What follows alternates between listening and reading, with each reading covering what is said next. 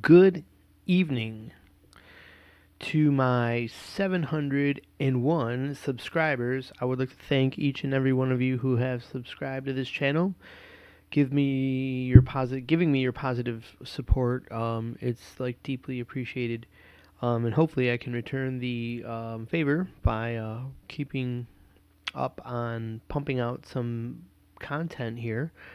In this case, live streams about topics that you can use to learn how to harmonically analyze and visualize your fretboard and make it super easy to be a theoretical guitar player, a music experimenter, a composer, if you will. And speaking of that, speaking of being a composer, um, I have like an original lesson that I wanted to do today, but I was stuck on making it because it's so um like a culmination of everything I've learned so far, and it's really amazing.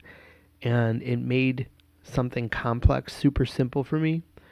That being modal interchange, like actually getting through a key change, knowing um, getting a kind of a neat little method to solo um, and sound coherent when the music is actually changing keys during your solo, and how to handle keys borrowed from other or chords borrowed from other keys um, in your solos. You, I got all these techniques, but I also thought, hey man, if you're gonna do this Patreon thing right, this is what you're supposed to put behind your Patreon wall, so that people have an incentive to support you on Patreon, and they can get something for their support that they don't get on your channel. And I don't have like fancy keychains or a cool hat that says Mind's Eye Visual Guitar Method that I don't think anybody would wear anyways. So that's what I can offer. So I hesitate to like make that lesson, although I like really would love to like just kind of explain it all live tonight. But what I got here is just a second ago. I was noodling around with a chord progression that came to me a couple weeks ago, and I'm really happy with it. I'm always looking for something a little outside the box, and I found three chords that ring well together, and I want to know a little more about them. I understand that it's an E, an A, and a D, and that they're all a fourth apart from each other, but I'd like to know, kind of find out some certain things. Let's find out what the chord flavors are. Are they major or minor, and how do they fit into um, an improvised solo over them? I found a scale that I like. As a matter of fact, I found two scales that I like, but and they're really interchangeable. Um, Meaning, like, one way to look at what you're doing and explain it would say but to make it sound way more complex than it actually is to say that you can even change keys during your solo over these three chords. So let's get down to business here and get into what I'm talking about. So what we're going to do is called harmonically analyzing. At least that's what I call it. So we're going to go down 1, 2, 3, 4, 5, 6. What we're going to do is let's make a guitar fretboard so we can line up what exactly we're playing here and get it all mapped out. So how do we get down to 24 frets really fast? How I do it, as you've always seen, after we identify this is the low E, the A, the D, the G, the B, and the high E string row. And the guitar has a dot on the 3rd fret, 5th fret, 7th fret, 9th fret. Skip 2 for the 12th fret. Space them out by skipping a line. Skip 2 for your 15, 17, 19, 21. Skip 2 to my Lou for the 24th fret. And you've got your 24 fret fretboard. And once again, thank you for everyone who tunes in to these broadcasts. Usually, probably after the fact. A lot of them I do, and I don't see anybody show up, or maybe one person does and then remain anonymous, which is totally fine.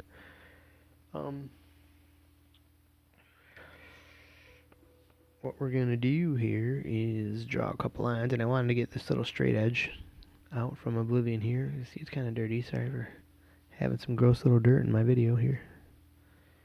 What is all that?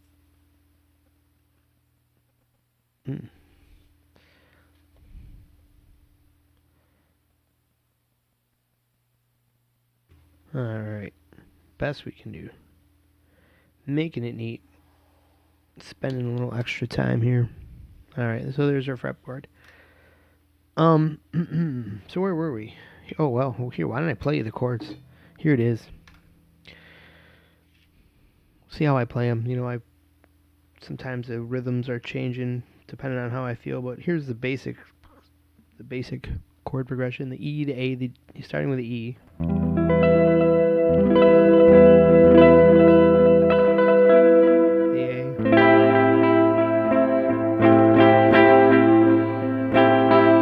D, back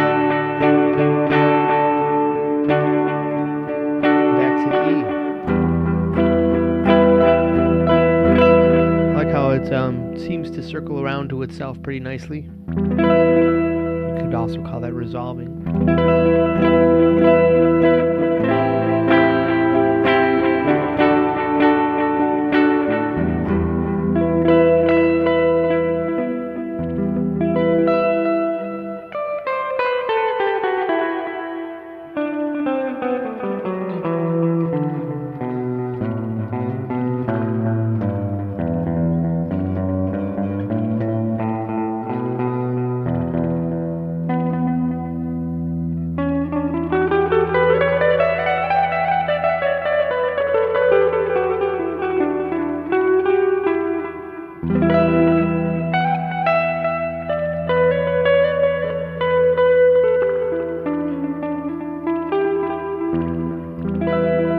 What I'm doing there, in my mind, is treating this E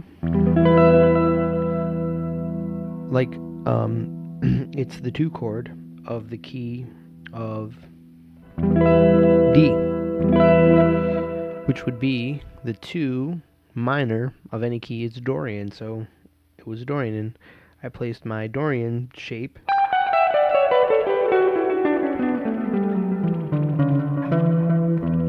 over the E to express that idea with sound.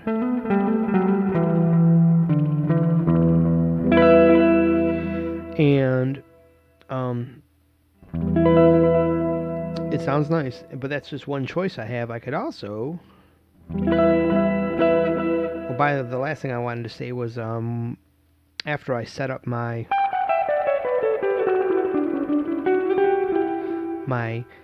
initial Dorian idea of placing my 4 square box of notes,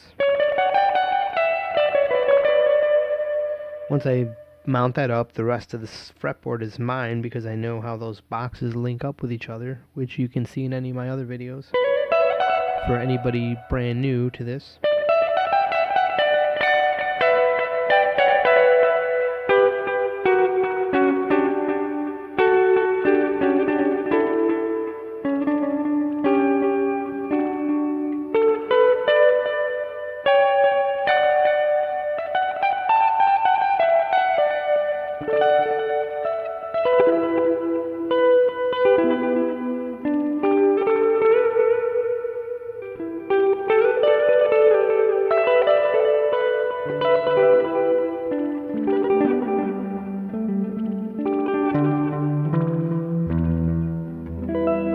Okay, so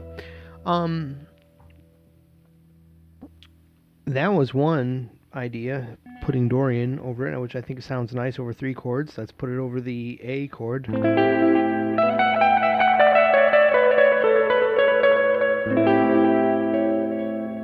That note kind of clashes a bit, but it still works.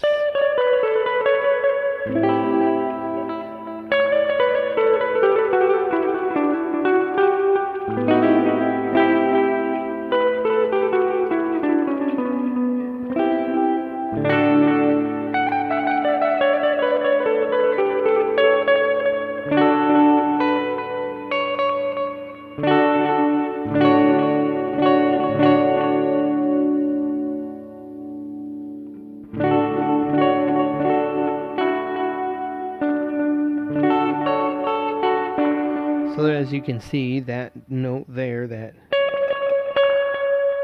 will differentiate this scale, Dorian, from Aeolian. Move that one note down to this other choice that you have in between these two. And you've instantly set your whole fretboard up for that to be Aeolian. But anyways, I think that'll make sense if I start drawing it out if you just got totally lost with the big technical, theoretical terms. But here's the deal.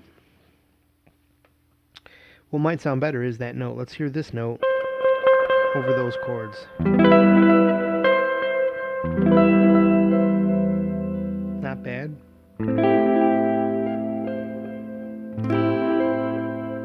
Much more consonant than the other choice.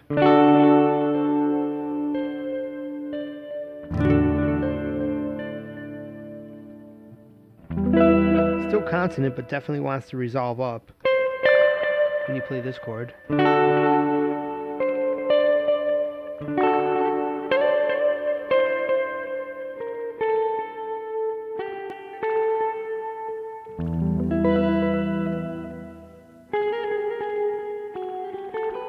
Okay. Anyways, so that makes it. What would I be playing in that if I played? Well, what was it again?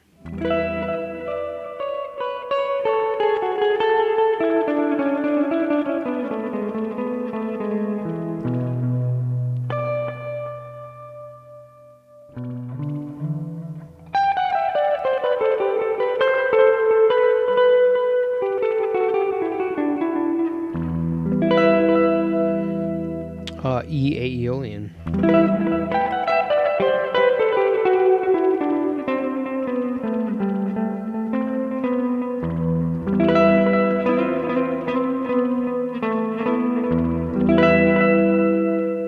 A little more consonant there. And you can interchange those though because it's not really that huge a deal for that one note.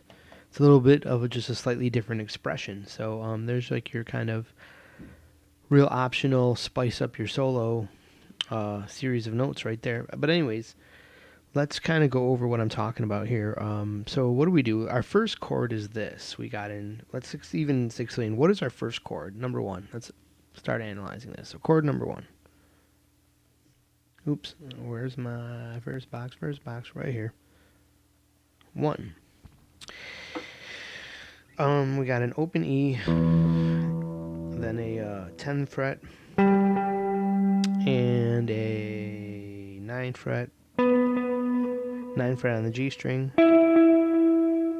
12 fret on the B, 12 fret on the E. Let's shade those in. Let's get all slim shady on those. We got an E here. So far we've got a B and an E in the chord. E, we know it's low E, so we're going to say E. We got a B. We're not going to go crazy yet. Let's, what is this note here? G. We've got another B. Is that right? Yeah, there's your octave. And then what do we got right here?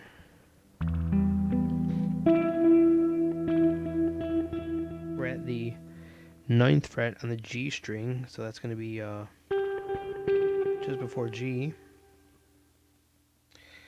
And it looks like we're just before the F, E. There is another E right there. Alright, so we basically got 3 tones here. We've got E, B, G.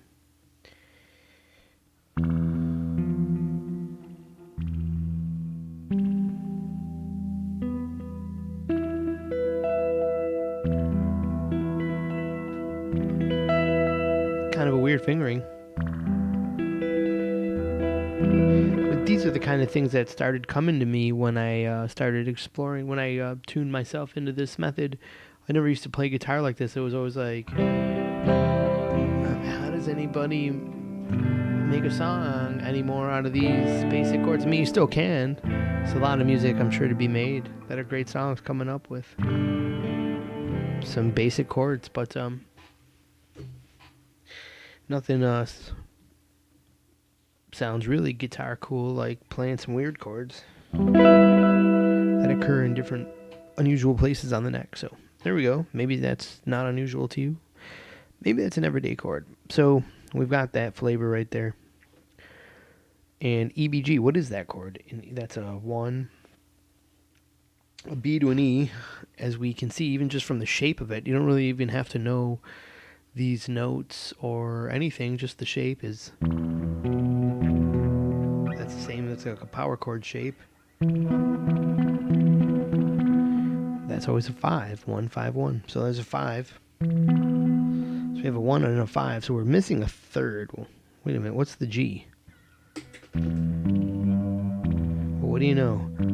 The G is a, from the E, it's a minor third. If he's the root, you have a flat 2, a 2 at the whole step, and a flat third at the 3rd fret. Then a major third if it was G sharp. So it's a flat third, so we've got a E minor chord. Pretty basic E minor triad. Drop the pick, hold on. Oh, Lord have mercy on me.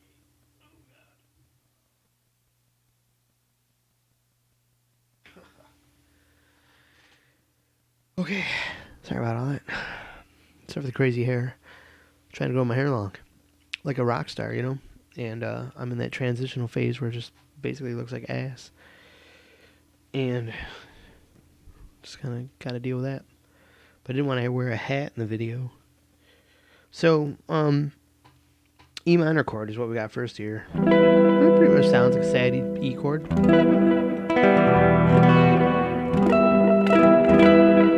Okay. What do we got next? So what's this A chord?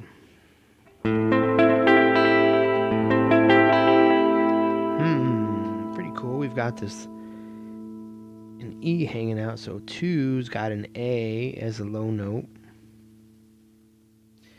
What do we got next? We've got a 10th fret on the D string, so we're at here.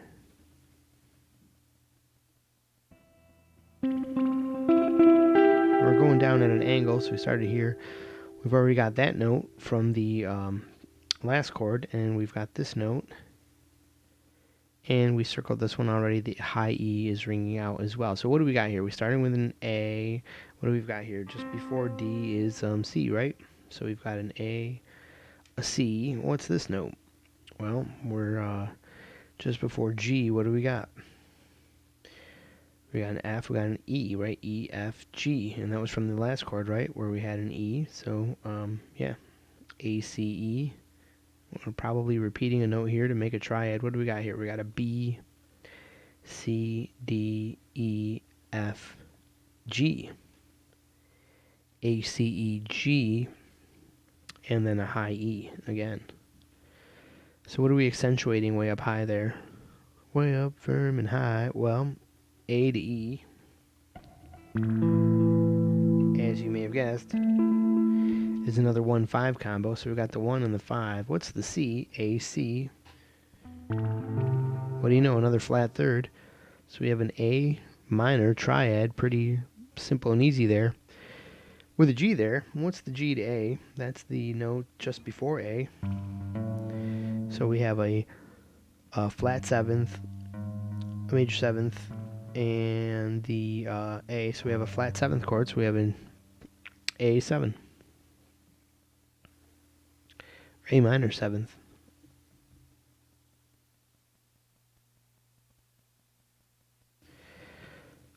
Very good, very good. A minor 7 chord. So, with a little high E ringing out, but it really doesn't do anything because it's another 5th. So a 5th is a 5th is a 5th. So that's just adds a little glimmer up high.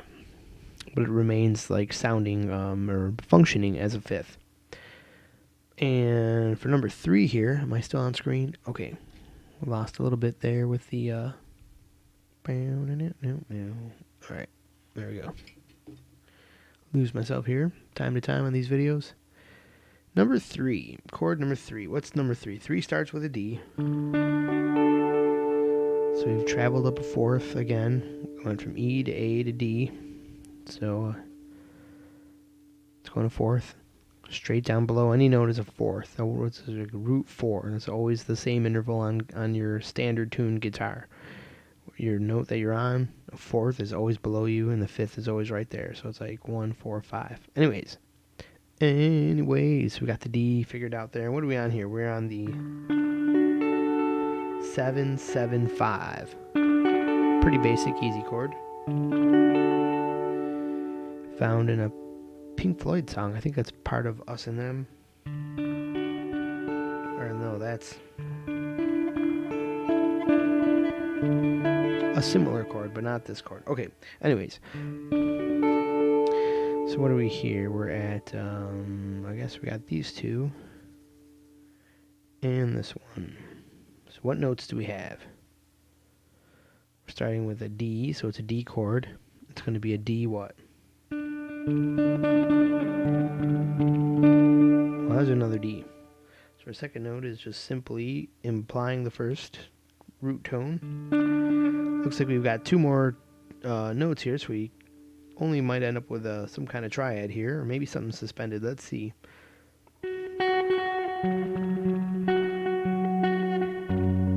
F sharp. Now F sharp and D, we've heard of them notes hanging out together before, so we're starting to see what the deal is here.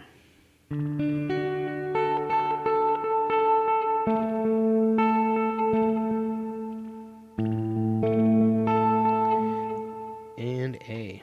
D, F sharp, A. Sounds real familiar. So let's see. D, E, F, F sharp.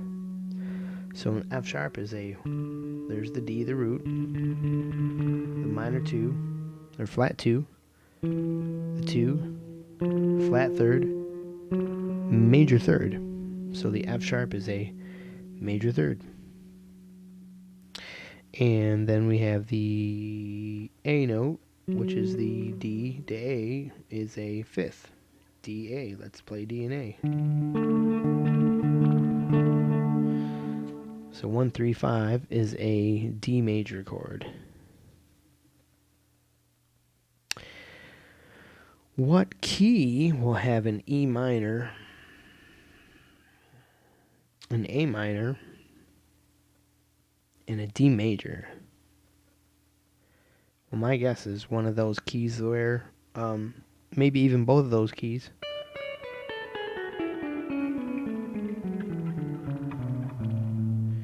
That we were using over the progression. And what were we using? The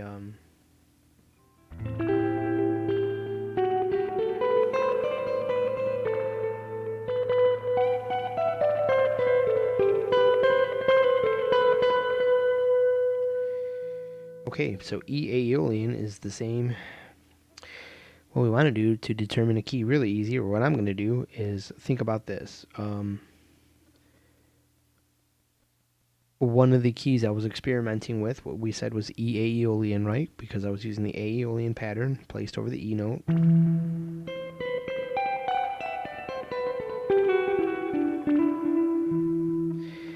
And I want to use that Aeolian scale because the other note at the top of, here at the top of the scale, we have this. Well, actually, you'd have this. We want that G note. That's our major. Whenever you have Aeolian, the note on the other side of that box is the parent key note. So we're in the key of G. So G has an E minor. In the key of G, what is the E? The E would be the 6, right? Let's see. G. Yep, the E is the 6, the minor 6. What's the A? The A is the 2.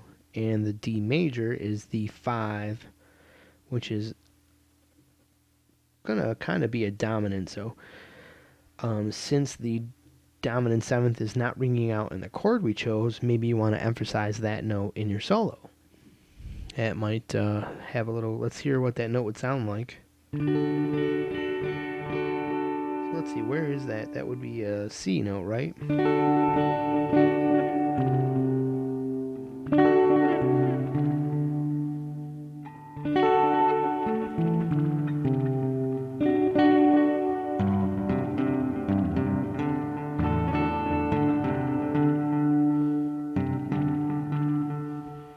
Yeah, sounds great.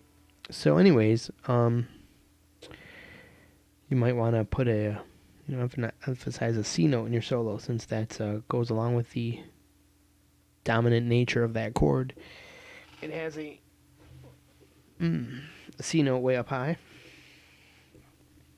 way up firm and high, as what Kenny Rogers would say. So yeah, key of G. So where were we before though? We liked something else. So putting the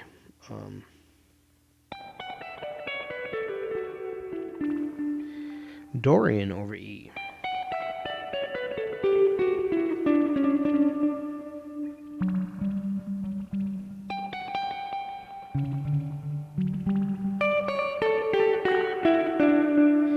That puts our Aeolian over the B minor, D major. So we're in D major. So in D major, if this was D, if we were considering this D, then we could consider that if we change our soloing pattern, we're basically treating in our improv, if we just made these chords in the background without too much other accompaniment, we would be considering the D major the 1. If this was in the key of D, it would be the 1. What would the E major be in the key of D? The E would be the 2, so E becomes the 2. And A minor, does that fit, or are we clashing right there? Let's see, in D, what's A in D? Oh, we already found out that A is the 5th, and the 5th would be a dominant 7th chord, and here we're playing a minor chord. Now that's somewhat interchangeable and has an available sound to it, even though the theory clashes. That means that there's going to be a note that clashes, and you can handle that by simply staying off that note, just going pentatonic during the A minor, so you're playing all the notes around the note that clashes, and not really identifying that you're in any key when you're in pentatonic, because you're floating in between what could be two keys. However, you could just keep playing that note no matter the clash for its desired effect, because maybe that was the deal at that time. So here we're going to put a question mark. So cool. To show you that, you can go into D and it'll work, but it'll be maybe the go-to key, while this is your go home key, your stable key that has everything in place. So maybe during your solo, in the middle section, this is where you go to give it that little deeper mood for a second, and people won't know what happened, and then you return to this mode and end the song, right? Perhaps. So to see how that lines up, how does G whatever,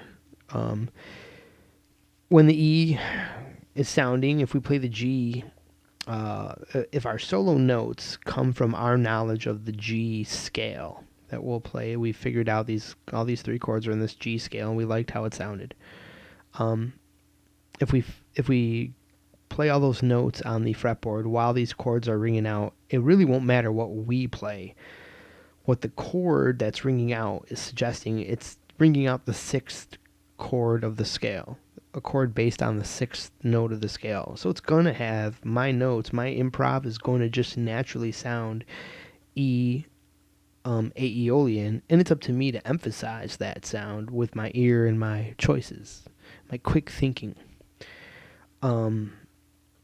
And that brings a fun to my improv.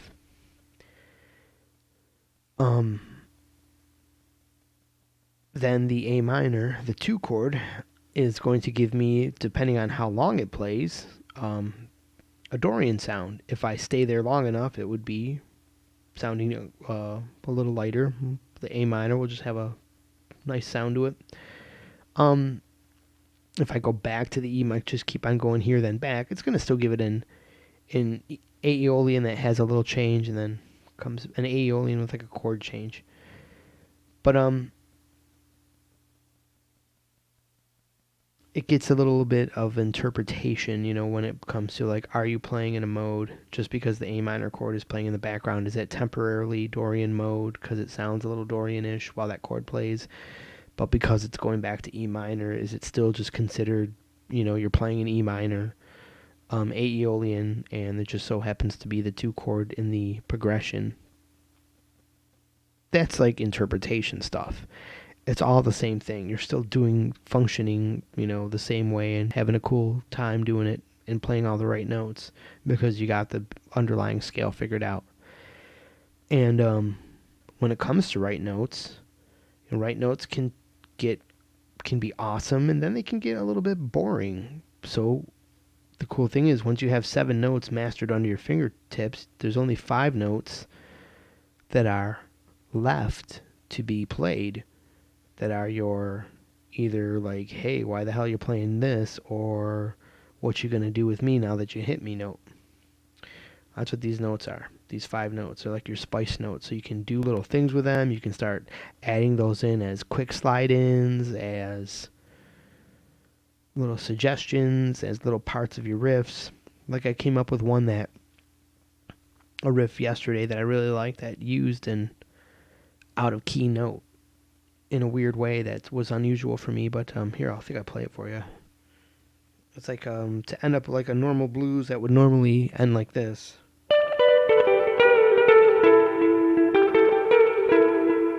Pretty cool, but gets a little basic, but it was something like this.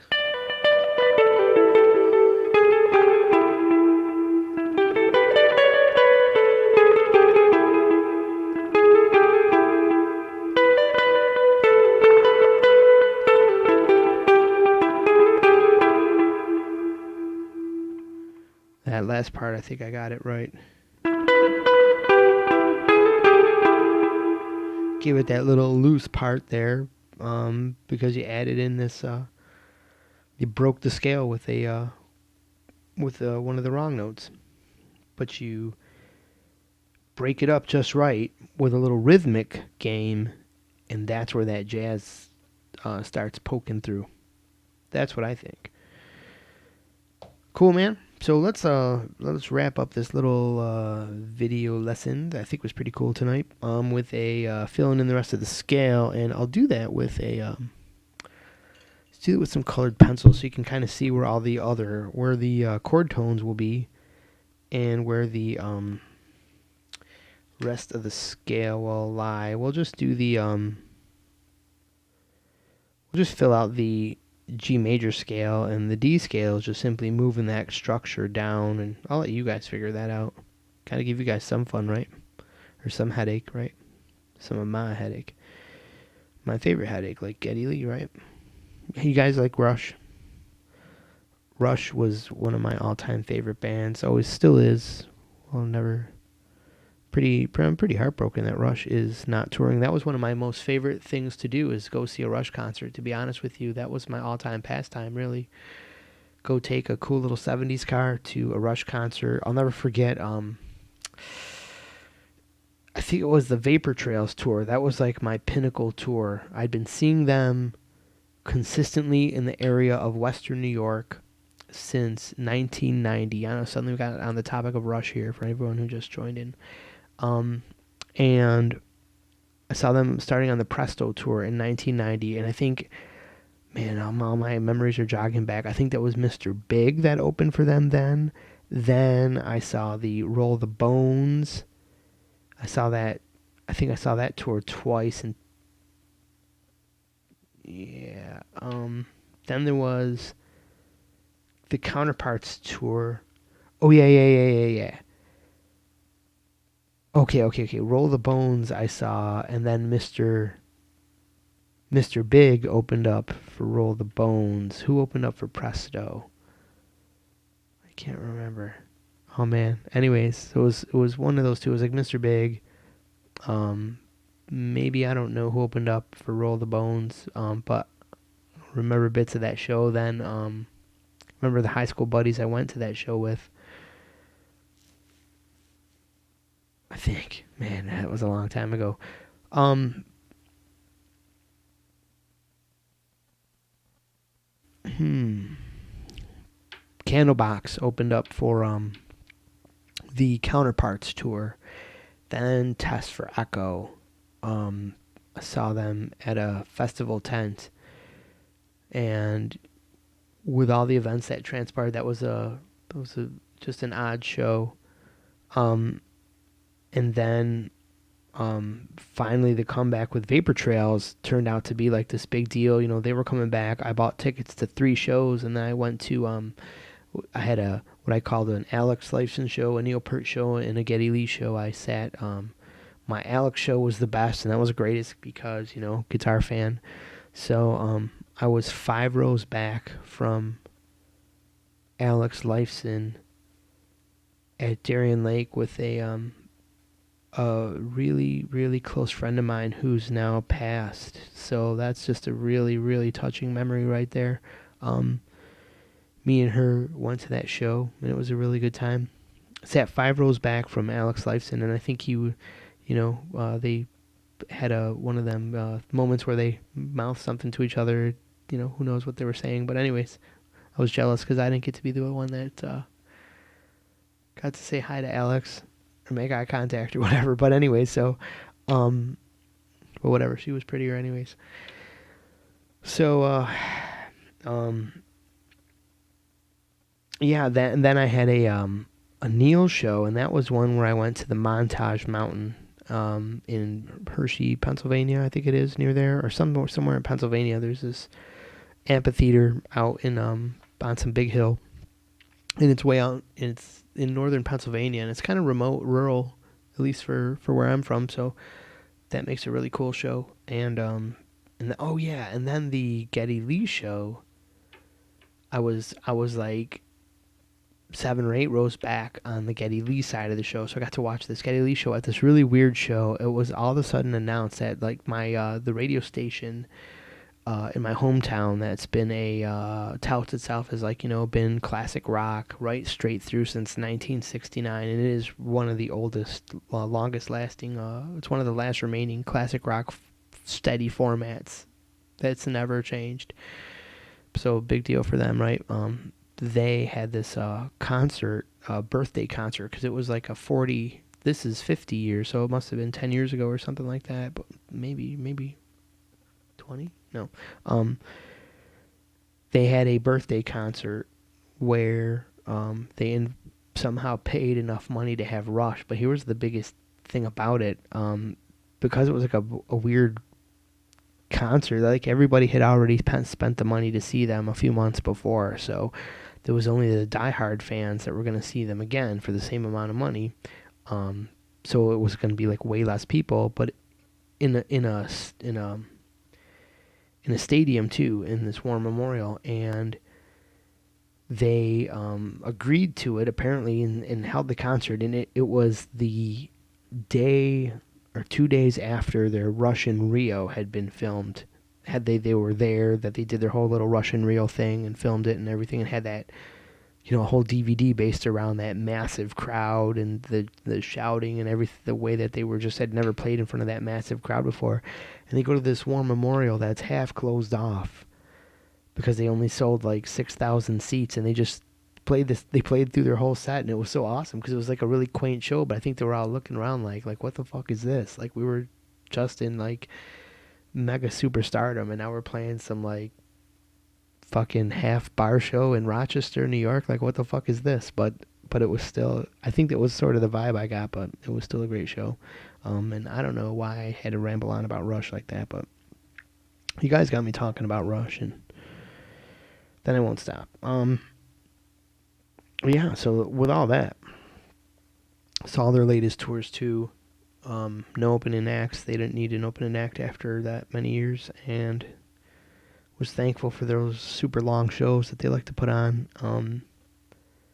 So yeah, I went to see Snakes and Arrows, the R30, R40, um, Clockwork Angels was then the last one, and I saw that twice. I got to see it in. I went and I skipped the one in Buffalo, which is really weird because that was like my classic. Like if they're in Buffalo, I see them, and I remember I was working that night, and I was just like, I'm supposed to be at Rush, and it was really weird. But I had already seen them not only in Tampa, Florida, but in Greensboro, Pennsylvania. However, my Greensboro show was like the worst Rush show I've ever seen because I got invited to that show while I was on vacation, so I left vacation, which kind of unsettled me to think I could drive 12 hours starting out in the morning, and I got there like 2 hours into the show. My friend had to go find me at a door and sneak me into the stadium, which was already locked, would find my ticket all during Jacob's Ladder. So he never got to see Jacob's Ladder get played. So I think the concert was diminished for him, um and I started getting upset. I remember I was just so tired from battling traffic to try to get there. I got to such a degree at the end of impatience that by the time I started circling the stadium and realized it was hard to get around, and I didn't even know what city I was in, and it was dark, and where was I going, and ushers were giving me the wrong directions, and I walked in the wrong door, and now I'm walking halfway 8 miles around the place. Man, I was letting loose and getting vocal and being bitchy and crabby, and I think that it really gave me a negative vibe that I felt for the rest of the night. And what do you know? After that, like everything changed. Rush was like now like I'm sure it was ongoing in the tour, but all of a sudden it was like, hey, Neil's getting his foot's hurting and he doesn't really feel like doing this anymore, and it's a bunch of shit and blah blah blah. So there we go. My Rush story, and I'm sticking to it. As I've been talking, I've been filling in the scale.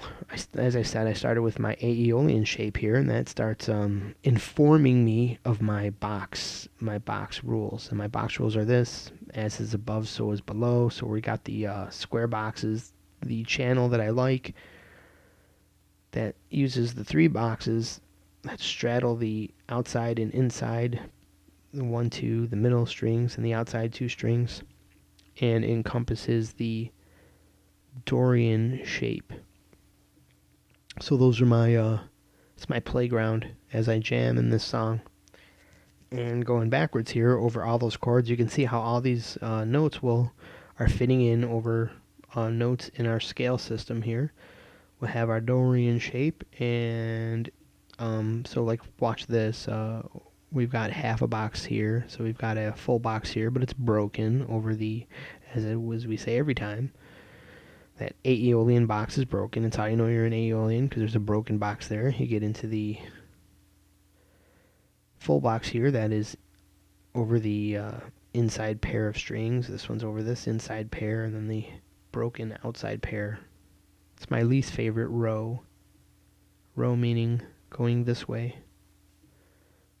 Thinking about these boxes diagonally, how they get you across the fretboard.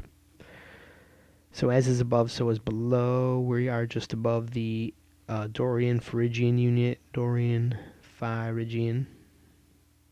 The names of the basic shapes. Doesn't mean you're switching modes when you play these shapes. They got that name for reasons I have explained in other videos. So you gotta go back and watch those. Or ask a question. And speaking of asking a question, I don't have my chat box up, so why don't I click over to my chat box and see if people are pounding on their heads, banging their heads against the screen, wondering where the hell I am. But no, 44, 17, 18, and 19, and we have 0 watchers. It is 9 o'clock Eastern Standard Time. That means it's about what? 5, 6, 7, 8, 9, 10. Well, maybe 7, 8, 9, 10. Probably 6 o'clock California time. So, happy, healthy vegan. You should be watching my channel right now. And yeah. But you're not. So, yeah, people from California, where are you? Maybe you guys all play as good as Eddie Van Halen and out there. And You don't need to see some East Coast guy tell you how to play. East Coast, West Coast. So yeah, we got this, we got a little that. Boom, bam, boom. Kaboom. Look at that. So as you can see, all the chord tones we were playing fit nicely within that scale shape. So you can see how kind of chords can dance around your scale shape and not necessarily have to be your cowboy chords or, bar chords, or your caged chords over here, the open caged chords. They can just be things you piece together, piecemealed up in the different parts of the fretboard to create interest.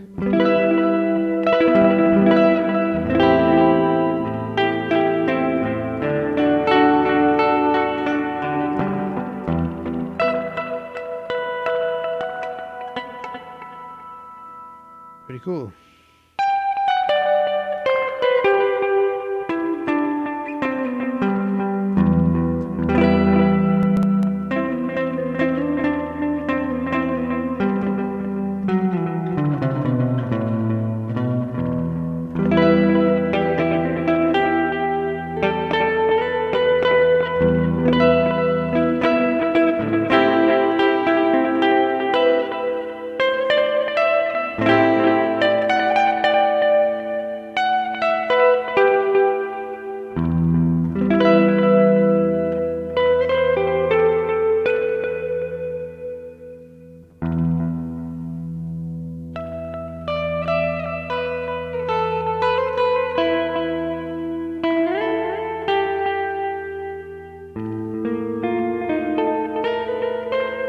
I forget that, but I used to know that by heart. The Emerson, Lake and Palmer thing keeps this structure is similar to what's going on in that song, the Emerson, Lake and Palmer From the Beginning intro.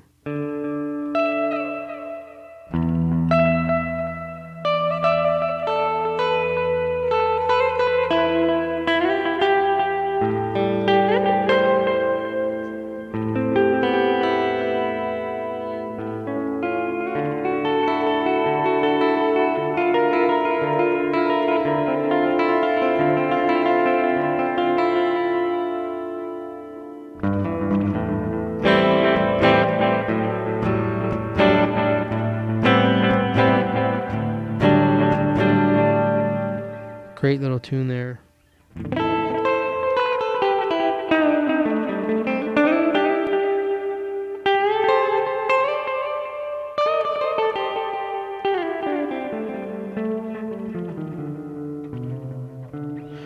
Well, okay, I think that that'll do it for today's live lesson. I think we are probably into annoying the neighbors here at 10 o'clock Eastern Time, here in my studio apartment, talking about music theory with my voice carrying through the walls and my guitar. So we're going to call it quits, and I appreciate everybody who watches, who sees this video and goes, hey, that's worth a subscription, because this guy keeps pumping out lessons that tell me a whole bunch of shit about guitar.